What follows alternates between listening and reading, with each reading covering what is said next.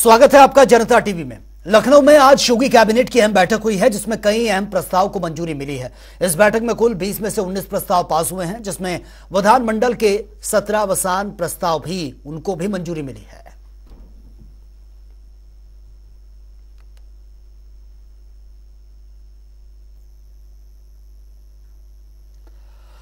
और वही कैबिनेट की इस अहम बैठक को लेकर हमारे संवाददाता तौकीर किदवई ने कई कैबिनेट मंत्रियों से खास बातचीत भी की है, वो देख लेते हैं।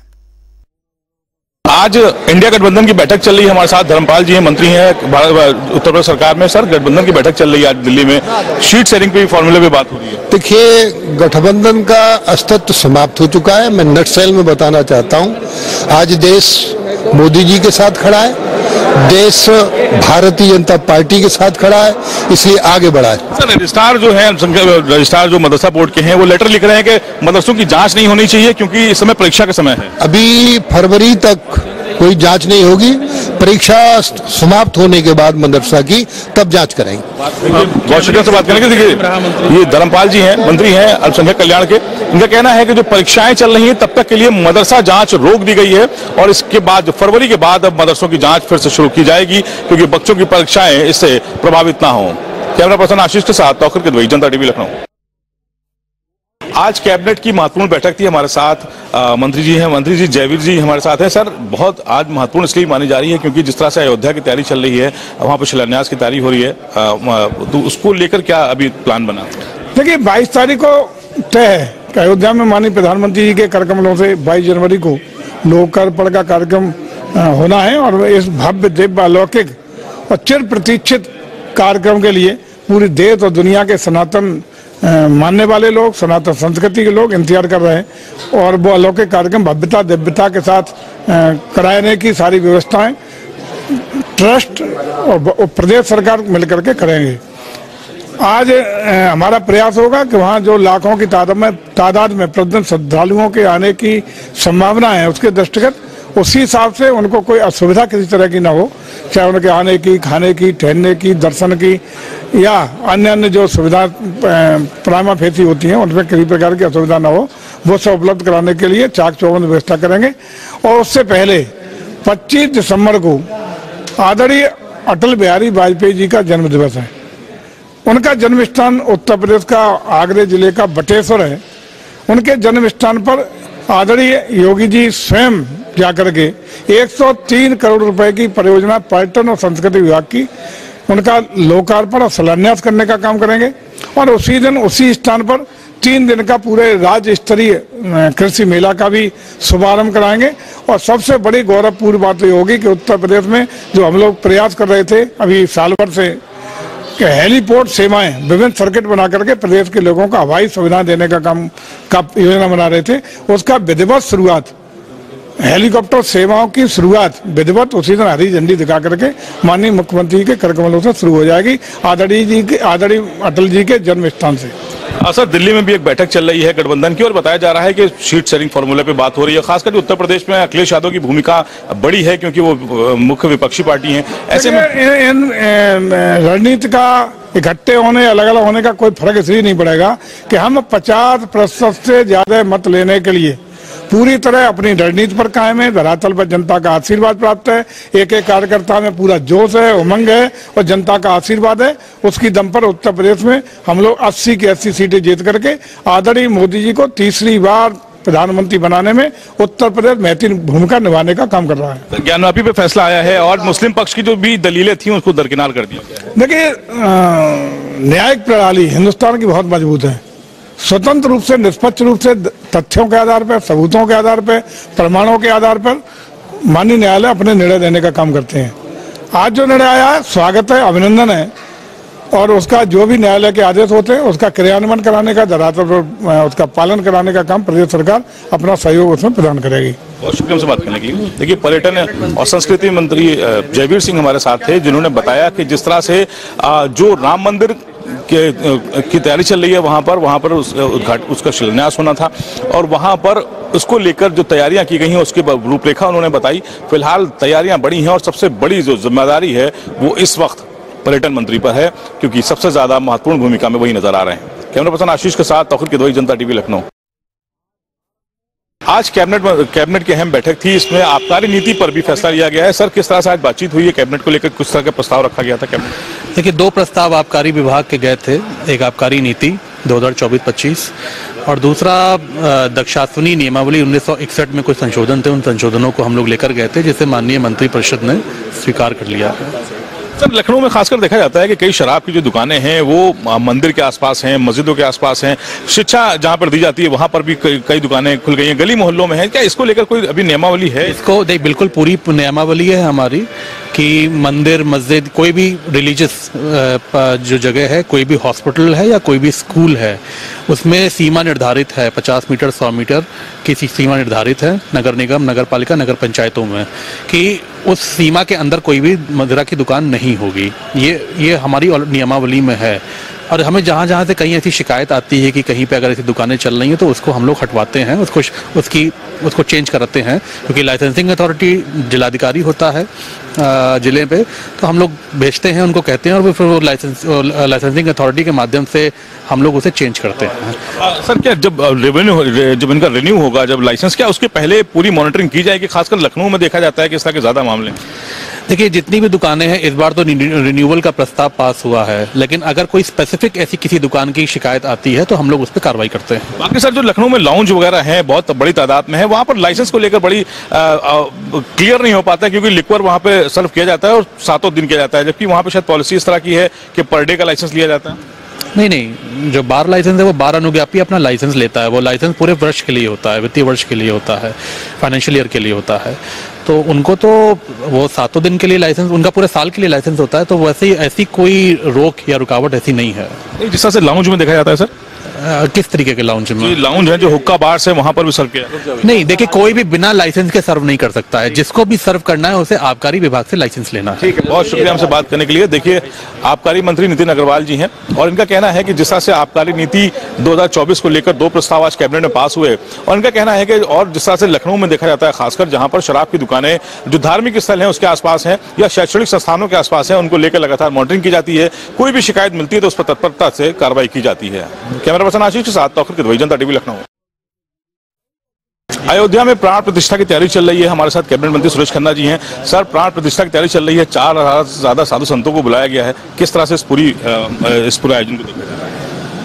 वो तो एक तरीके से नेशनल इवेंट है और जिस भव्यता के साथ मंदिर बना है उसी भव्यता के साथ उसका प्राण प्रतिष्ठा भी हो गई और ये पूरे देश और दुनिया के लिए एक संदेश होगा।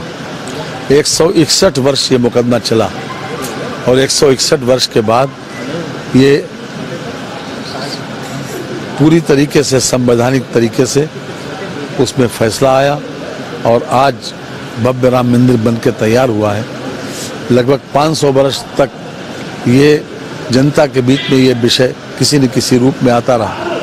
मैं बधाई देना चाहता हूँ अपने प्रधानमंत्री जी को कि जिन्होंने पूरी शिद्दत के साथ इसमें डे टू डे सुनवाई करवाकर और इस मामले को संवैधानिक तरीके से निपटाया गया है। इसलिए जितनी बधाई दी जाए उतनी कम है और आज उसकी परिणति एक प्राण प्रतिष्ठा के रूप में हो रही है। भव्य राम मंदिर तैयार हो गया। ये मैं समझता हूँ कि इंटरनेशनली ये सबसे बड़ा इवेंट होगा और भारतवर्ष के लिए तो है ही।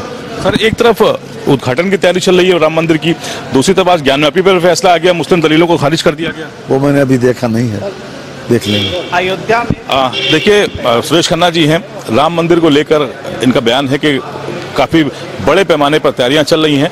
फिलहाल एक लंबी लड़ाई लड़ी गई इस राम मंदिर के लिए और अब उसके उद्घाटन के मौके पर फिलहाल जो तैयारियां हैं उसको लेकर सभी भावुक हैं। कैमरा पर्सन आशीष के साथ डॉक्टर किदवई, जनता टीवी लखनऊ। गठबंधन का अस्तित्व समाप्त, धर्मपाल और आज देश मोदी जी के साथ धर्मपाल फरवरी तक नहीं होगी, मदरसा की जांच, ये तमाम बातें सामने आई हैं और परीक्षा समाप्त होने के बाद इस पर बातचीत की जाएगी। तो 17 के पहले और 17 के बाद की स्थिति, आदरणीय योगी सरकार आने के बाद, भारतीय जनता पार्टी की सरकार बनने के बाद बाढ़ के क्षेत्र में जितनी भी परियोजना चालू हुई वह सभी परियोजनाएं पूर्ण हुई और ऐसी कोई परियोजना नहीं रही कि जो बाढ़ में बह गई हो।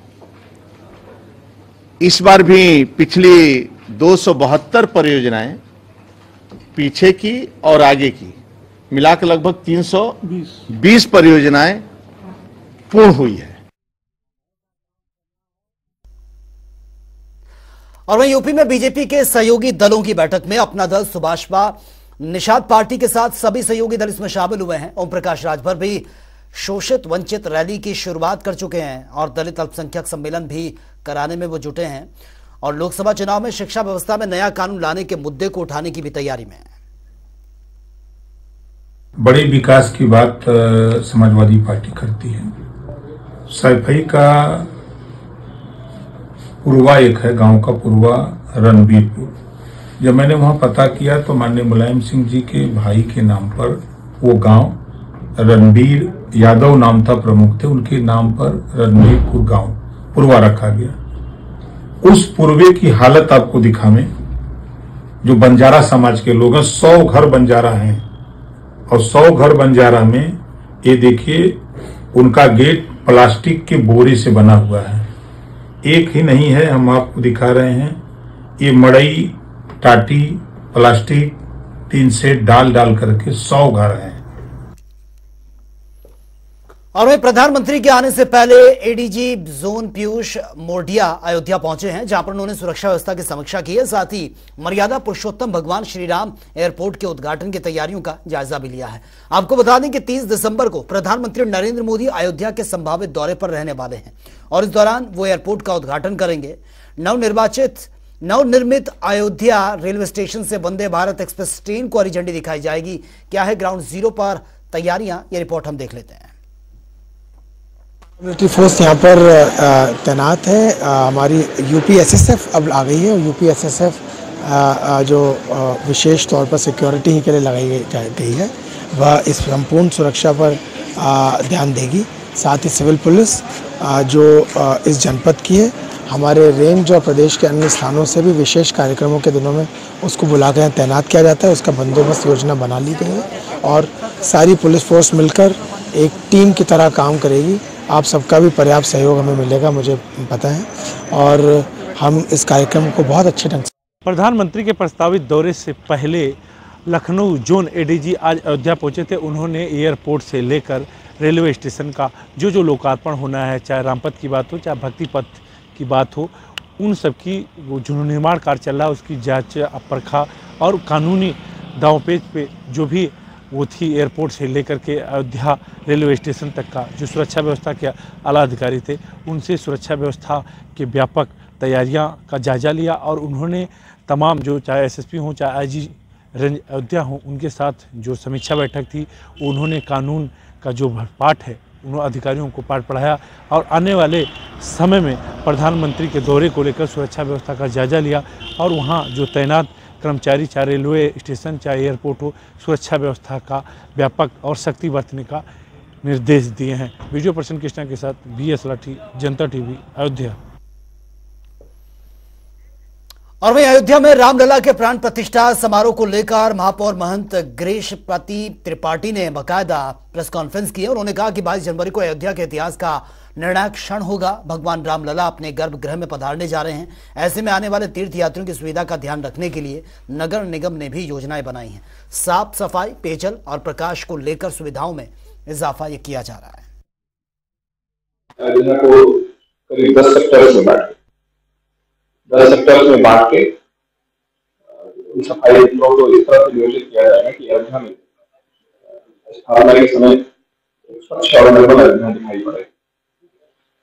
हमारी तमाम कूड़ा नालियां, तमाम नगर निगम सील्स, हमारी जो वाटर स्प्रे सील्स हैं, ये सारी चीजों को लेकर हम लोग वहाँ पर एक विस्तृत कार्य योजना है जिस दृष्टिकोण से हम लोग यहाँ पे साफ सफाई और उस दृष्टिकोण से काम करेंगे। करीब 1500 के करीब उसमें कुछ स्थायी शौचालय, कुछ मोबाइल टॉयलेट्स, कुछ एक वो टॉयलेट जो हम लोग करके रखते हैं। करीब 1500 के करीब हम लोग टॉयलेट्स करने जा रहे हैं।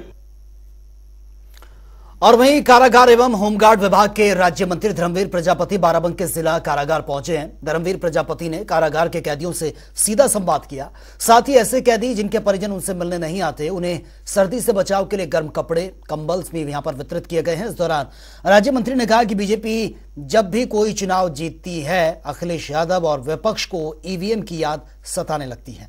वहीं उन्होंने अयोध्या में होने वाले भव्य राम मंदिर के उद्घाटन को लेकर भी अपना स्टेटमेंट दिया है।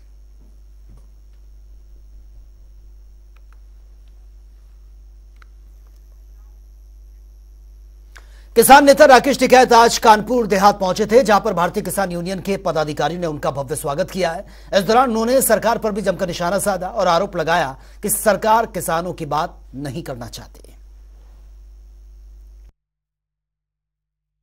किसान यूनियन के टिकैत संगठन के राष्ट्रीय प्रवक्ता राकेश टिकैत जी का कानपुर देहात आगमन हुआ है और सर्किट हाउस पहुंचे। यहाँ पर उन्होंने पदाधिकारी जो किसान संगठन के थे वो कार्यकर्ता उनसे मुलाकात की। आखिर में जानेंगे कि आखिर में क्या वार्ता हुई है और क्या किसानों के मुद्दे को लेकर इन्होंने विशेष तरीके से रणनीति बनाई है।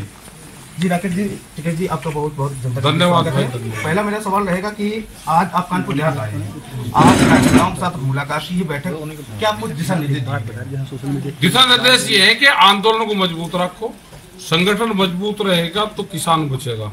आने वाले टाइम पे संगठन की देश में जरूरत पड़ेगी, विपक्ष खत्म हो जाएंगे तो इसको एक लड़ाई बड़ी लड़नी पड़ेगी। भारतीय किसान यूनियन संगठन और खुद आप लगातार प्रदर्शन कर रहे हैं जिससे किसानों की समस्या का समाधान हो सके, लेकिन स्थिति अभी भी जस की तस अभी है। देश जब आजाद हुआ तो 90 वर्ष लगे, अभी इसमें कितना टाइम लगेगा ये तो नहीं कैसे।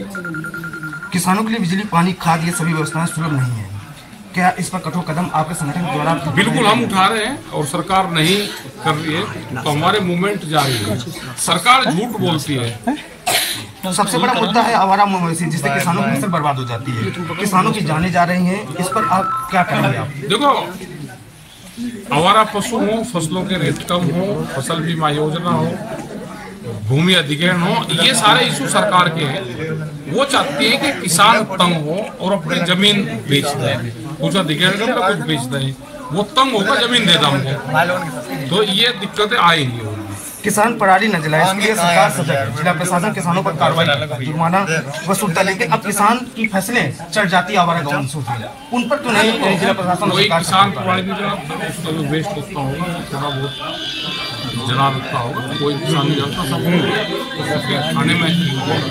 लेकिन किसान का जो प्रणाली है वो सरकारी दस्तावेज में चढ़ेगी, वो कटनी बहुत मुश्किल है, क्योंकि सरकारी उसमें चढ़ी हुई वो कटती बहुत मुश्किल है। किसी का एक बार थाने में रजिस्टर में नाम चढ़ दो, नाम भी नहीं कटता। फिर क्या लगता है कि आंदोलन 2024 का लोकसभा चुनाव भी लगा हुआ है, ऐसे में लोग अटकलें लगा रहे हैं, कहीं ना कहीं आप राजनीतिक पार्टी से जुड़ना चाहते हैं? हम किसी से जुड़ना चाहते हैं, हम तो इन पार्टी से जुड़े हैं, लेकिन ये है कि अभी अयोध्या करके और ये फिर मथुरा जाएंगे और 2024 मथुरा पे ईद की अपना घुमा देंगे। जनता का मन डाइवर्ट करते रहे। आपकी और सरकार की लगातार विरोध चलता रहता है किसानों के। हम तो सही कर रहे हैं। हमने ये कहा कि गांव के मंदिर जितने हैं उन पे सब पे अपनी कमेटी बनाओ, नहीं तो बीजेपी के लोग सब पे कब्जा करेंगे।